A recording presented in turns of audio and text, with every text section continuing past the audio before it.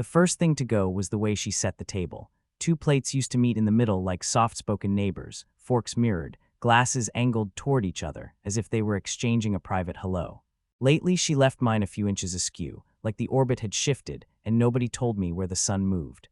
The apartment wore a new kind of silence, the kind that hums like a refrigerator late at night when you're trying not to hear yourself think. Gray light pressed against the blinds, and the rain that week didn't crash. It lingered on the windows like a hand that doesn't know when to let go. She started saying partner more, not husband, not me. My business partner thinks we should pitch earlier. My business partner handles the East Side clients. The word stuck between her teeth with a brightness that was never meant for me. I watched the way her phone lit up on the counter, the way her thumb moved fast, then slow, then made a small pause like she was holding her breath before sending something that mattered. The blue glow turned her eyes into small lakes at night, and I learned how to read a tide. Dinners became assemblies of empty chairs. She ate before she got home, she said. I found the receipts anyway, 2 glasses of wine, 1 spritz, a plate split in the middle, the little slash mark that means the fork crossed the border. It wasn't a fight, it was a maze. Long day, I'd ask.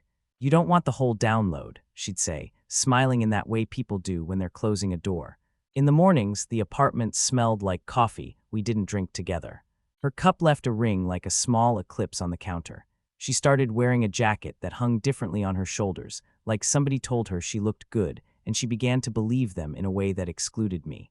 The first time I knew, really knew, it wasn't something she said. It was how she put her keys down, carefully, as if the metal had secrets, as if noise could confess. The night it broke open, the rain came back. I sat in the dark living room and listened to it find the window edges. Lightning stitched a thin seam across the sky and unstitched it just as quickly. She came in soft, like she wanted the door to help her.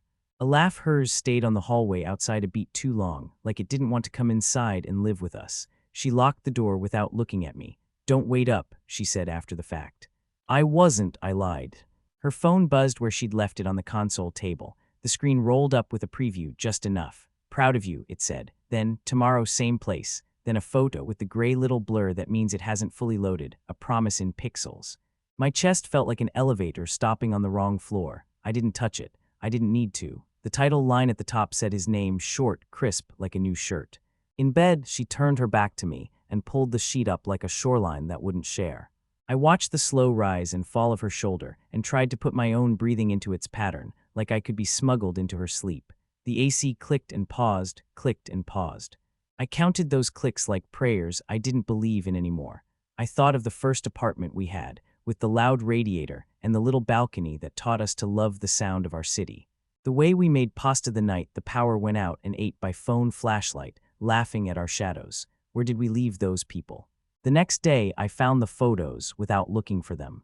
Her iPad was on the kitchen island, open to notes about a pitch deck. Then, as if the ghost of a finger had swiped wrong, there he was, the business partner, a rooftop bar, her hand on his shoulder like it had been practicing. She looked younger in the photo, but not in a way you can buy. It was quiet and specific, like someone discovered light inside her and brought it up in a jar for her to see. I made coffee I didn't want. The steam rose and dissolved, performing its small miracle and then vanishing like good manners. She walked in, hair damp from a shower that wasn't for me. My mouth tried to hold the words. How's your partner? It came out easy, too easy. She froze, not a full freeze, just in the eyes like a deer that remembers it knows the road. Then she smiled. Brilliant, she said. He really knows how to push me. Looks like it, I said, and tilted the iPad toward her a fraction of an inch. Not enough to make a scene, just enough to make a shape. There's a kind of silence that arrives after a glass falls off a counter, but before it hits the ground. In that space, I saw all the versions of us flicker like rooms with lights turning off one by one. She reached for the iPad slowly, like she could rewind the angle with her fingers, put the world back in its box. I didn't pull it away. I didn't push it toward her. I let the distance sit there, measurable. I was going to tell you, she said. Which part? I asked. My voice surprised me, low, almost calm, like it had stepped outside to smoke and came back a different man. That I'm happy, she said, and then winced, as if the sentence cut her on the way out. The rain started again, softer this time. I could smell cold air each time the window leaked a draft. A bus wheezed at the stop, a city breathing its routines. She set the iPad down, and for a second, her hand hovered over mine like a bird wondering if the branch could hold it. Then it moved away. We should talk tonight, she said, after the meeting. The word landed in the room with a small metallic ring. "The one with your partner?" I asked. She nodded. The nod was honest, maybe the most honest thing in the room. "Okay," I said. She picked up her keys carefully. The carefulness told me everything. The door closed, and I stood there with the coffee cooling, the rain practicing patience, the chair across from me empty in a way that told the truth out loud. The iPad screen went to sleep, and so did something else. The house held its breath. Then my phone lit up with a new message I wasn't expecting, his name at the top, a sentence that would change the shape of the day. "You deserve to know what she promised me." I opened the message and saw a contract attached, her name and his, a date that started weeks before the first time she said partner, and a handwritten note in the margin that read, "He'll be fine." He always is. Sleep stopped coming like a visitor and started coming like a rumor. Nights turned into long corridors where every door looked the same, and behind each one was a different version of their laughter. The ceiling learned my name. At 3 a.m., the city sounded like a machine remembering how to breathe, and I lay there counting the seconds between car tires, breaking the rain puddles into halos. Grief arrived politely, then decided to stay. It reorganized the apartment. It moved the blue bowl we used for keys. It turned the picture frames slightly so the smiles lined. I read the contract again, a consultancy agreement. A bonus clause tied to client acquisition through personal relationships.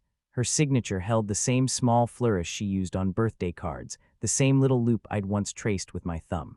His signature was a straight line with a hook, like he'd learned to fish for names. The handwritten note wasn't meant for me. It wasn't meant for anyone sober. I sat at the table until dawn and watched the light change the kitchen's face from charcoal to ash to the pale of an unmade bed. He messaged again at noon. "You can call," he wrote, and a number I didn't recognize, the kind that lives in the unlisted parts of your life. I didn't want his voice in my head, but the not knowing was a faucet that wouldn't stop dripping. I called. He sounded tired in that expensive way, like sleep was optional when you believed in yourself. He apologized first, not for the affair, for how I found out. "It wasn't supposed to," he said, and trailed off. Maybe he was looking for a word like hurt. Maybe he decided not to find it. "What did she promise you?" I asked. "That you'd understand the grind," he said. "That you'd let her fly." "She said you were steady." He picked that last word like a tool. Steady, the word people use when they want you to hold the ladder while they climb. I looked out the window and watched two kids in raincoats stampede a puddle. The splash was brief, the joy wasn't. "What do you want from me?" I finally said. "I want you to know I care about her," he said, "more than a partner." He let the word hang there, performing its trick, "But I'm not the villain you think." This started small. Late nights, big ideas, pizza boxes that pretend to be plates. She was lonely. You were busy. Busy, the word people use when they want to turn your sacrifices into a reason for their freedom.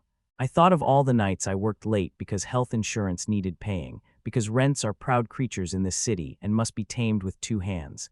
Did I miss something? Of course. Everyone misses something. That's how life stays ahead. "Why send me the contract?" I asked. "Because she promised me she'd tell you," he said. "And she didn't because she said you'd be okay. And maybe that's true, but okay is not the same as blind." He paused. "Because I didn't want to be the secret that eats you alive." After we hung up, the apartment felt like a hotel, clean lines and no history. I found her hair tie on the balcony rail, a small circle that used to keep back a world and now just sat there, gathering gray dust. I put it in my pocket and forgot it there until the laundry machine found it and made its relentless, simple music. Sleepless nights came in episodes. Each had a theme. The night of the first kiss imagined, the night of the half-truth at dinner, the night she deleted a message with the quickness of a magician, the night I thought I could fix it with flowers, the night I decided to stop being steady long enough to feel something move inside my own chest. Quiet resilience is not a banner you wave. It's the way you make eggs when your hands aren't sure. It's the way you open the blinds in the morning and let the weak sun do what it can. I called a lawyer, not to wage war, but to find a map. He spoke in terms that stacked like boxes: marital assets, disclosure, separation of interests. I wrote it all down in a neat hand I barely recognized and put the paper on the fridge with a magnet shaped like a lemon. The lemon felt right. I stopped checking her location. I stopped asking what time. I started walking after dinner, leaving the apartment at that tender hour where the sky is mauve and the streetlights are deciding who they want to be. The city smelled like rain and heat, the complicated perfume of forgiveness that hasn't learned its lines. I passed the bar where the soft rock is always 5 years out of date. I passed the laundromat with the open 24 hours sign that flickered like an indecisive heart. One night my legs carried me past their rooftop bar. I didn't go in. I stood across the street and looked up at nobody. In a high window, lights moved the way they do when someone is laughing, shadows stretching and curling. I imagined a version of my life where I was the one who left, where I was the one whose name lit someone's phone with something urgent and kind. But even in that future, the rain still fell, and the apartment still waited, and the chair across from me learned to be empty with grace. The turning point wasn't a shout, it was grocery shopping. I put 2 apples back, I bought one. I moved our mugs on the shelf so mine could stand without leaning into hers. I washed the blanket she loved and folded it into a clean square, the way my grandmother folded grief, patiently like. When she texted to say, "We should talk tonight," I replied, "Come by at 6. No punctuation. No please, the rain stopped for the first time in days and the world looked bleached. I opened the window. The air smelled like a cold promise. I put the contract on the table, placed 2 chairs, and sat in one. The hallway outside filled with footsteps that weren't hers and became a kind of music. Then her key in the lock. She stepped in, hair damp from weather or shower, eyes bright with determination or fear, and behind her, for a fraction of a second before the door swung shut, a shadow paused in the hall as if it, too, wanted to hear what forgiveness sounds like and whether it has a face.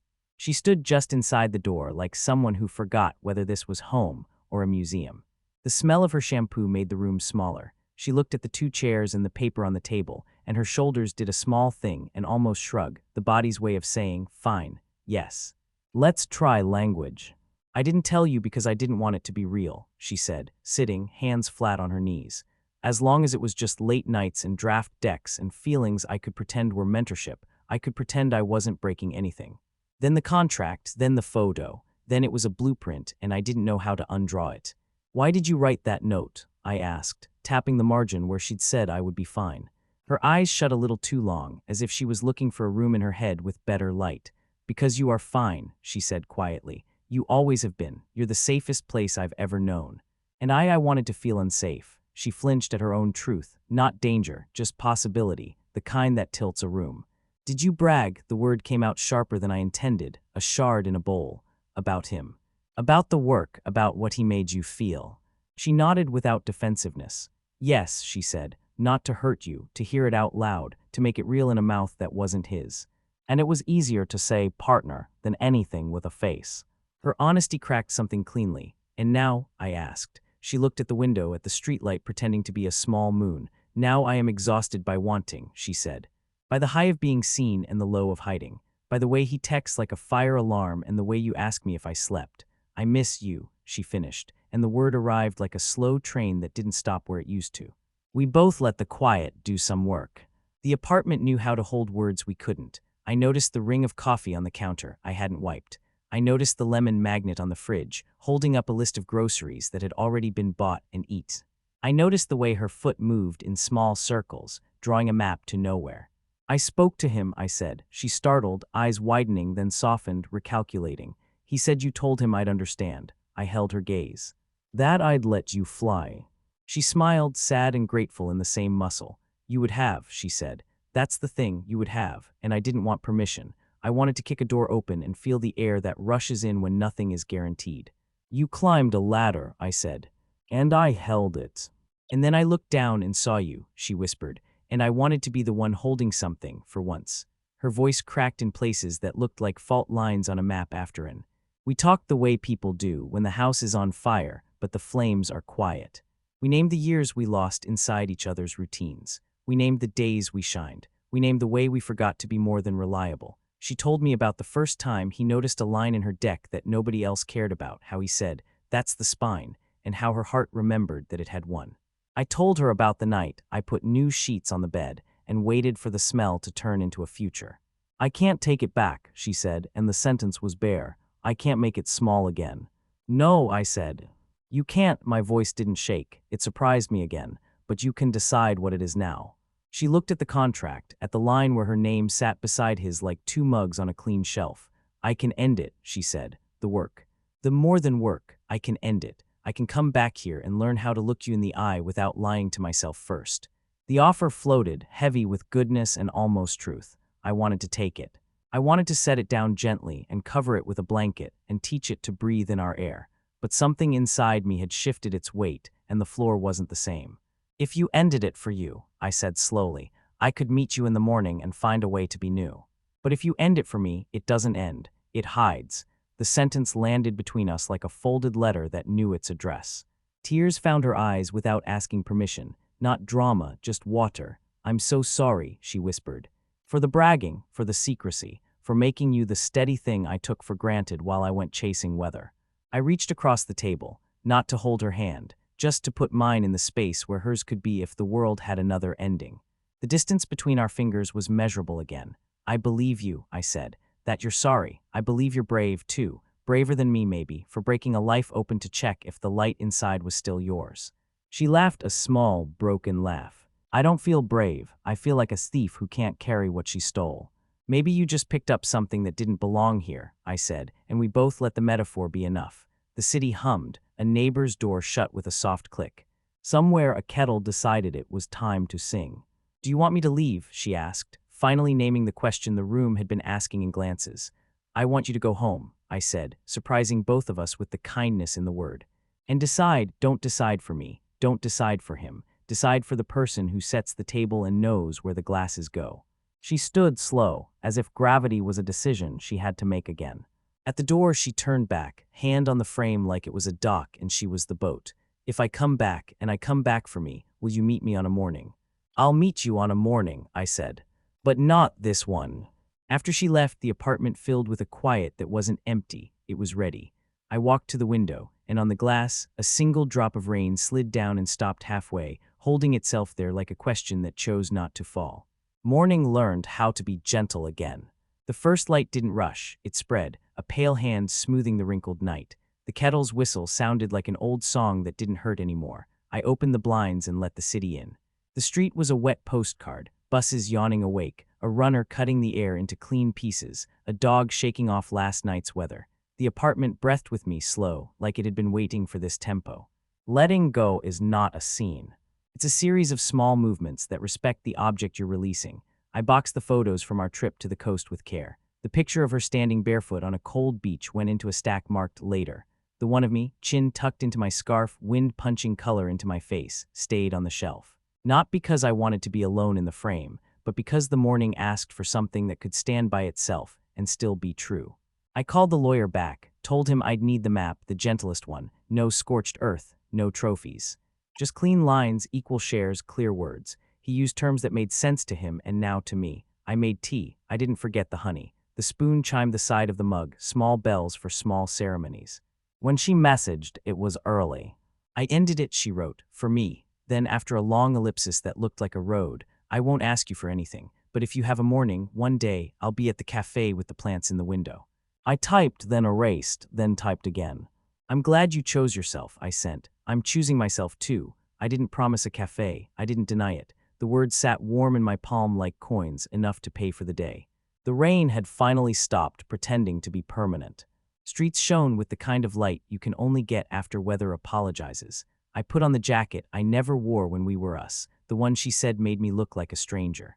I wanted to look like a stranger to my old life, just for a walk. The door closed behind me with a soft, confident click. The stairwell smelled like laundry and new resolve. On the sidewalk, the city handed me its usual gifts, newspapers folded like secrets, coffee steam escaping doorways, the distant rhythm of a train telling everybody to be somewhere. I let the quiet be a companion, not a burden. A woman on a balcony watered plants like she couldn't help but care. A child asked a question too big for his body and laughed before the answer arrived. I found myself in front of a store that sells nothing essential: ceramics, linen aprons, glass bottles that catch light. I went in anyway, touching the smooth curve of a bowl. I understood, suddenly, an obvious truth. We keep what we can hold, and some things are meant to be beautiful for a short time in the wrong place. I didn't buy anything. I carried the understanding out with me in both hands. Home again, the apartment felt spacious in a way that wasn't about square footage. I made a list on a piece of paper that used to be for shared plans. The list was simple. Call my brother back, fix the leaking tap, run by the river at dusk, learn the names of 3 trees on our block. I wrote "our" and left it there, because language takes time to let go, and that's okay. When I set the table for dinner that night, I placed one plate exactly in the middle. Not as a compromise, as a ceremony. The fork rested where it should. The glass waited, clear and honest. The chair across from me was still empty, but it no longer auditioned for tragedy. It sat like a pause in a good sentence, ready to mean whatever comes next. Forgiveness arrived in the evening, not dramatic, not performative. It leaned against the doorway and watched me clean the counter where the coffee ring had been. It watched me pick up her hair tie from the bowl by the door and place it in an envelope labeled things that mattered. It watched me look at my reflection in the dark window and not flinch. I didn't text the cafe. I didn't text him. I didn't inventory every memory for damage. I stepped onto the balcony, and the city's hum arranged itself into something like a lullaby. Light pooled on the floorboards like a promise that doesn't need witnesses. In the distance, an early train whispered through the rails. I closed my eyes and listened until the sound passed and left nothing behind but a clean morning waiting its turn. On the table, under the lemon magnet's shadow, the list fluttered once in the open window's breeze, then lay still, as if even paper understands when it's time to stop bracing and simply be flat in the sun. Understands when it's time to stop bracing and simply be flat in the sun.